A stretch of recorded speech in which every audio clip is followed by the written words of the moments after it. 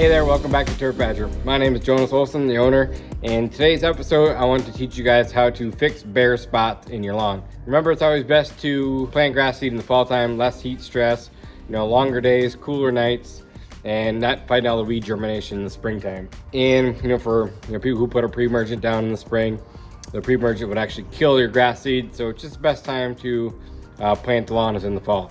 Today I'm using a Kentucky bluegrass and a tall fescue mix, and I'm going to use a tool called the Garden Weasel. Pretty simple, buy it off Amazon. And what I'm going to do is I'm going to take this and I'm going to run over all the bare spots that I have right here next to this pavement. And then these tines are about 2 inches long, so it aerates the soil about 1.5 inches deep.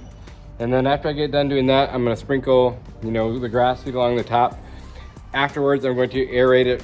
Use the Garden Weasel to go over it again, because if you throw the great grass seed on top, birds are just going to come by and they're just going to eat all your grass seed on you. So it's very important just to aerate, seed, and then aerate again to mix it all up. And I'll show you guys how to do that.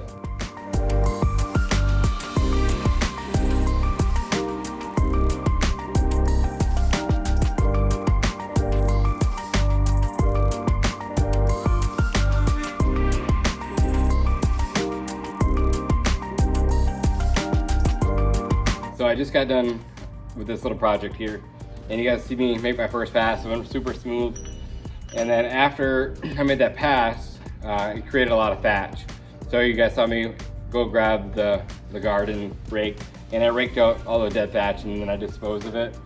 After that, I just took the Garden Weasel again, went over it one more time, loosened up that topsoil, put my seed down, and then went over it really good afterwards, and I really embedded that seed into the soil. During that, I lost one of these gray tabs, so hopefully this little pro tip will help you guys. I bought this brand new but never used it. These weren't tight and I ended up losing this gray knob, so hopefully my little mishap will help you guys in the future, just to make sure that these knobs are tight.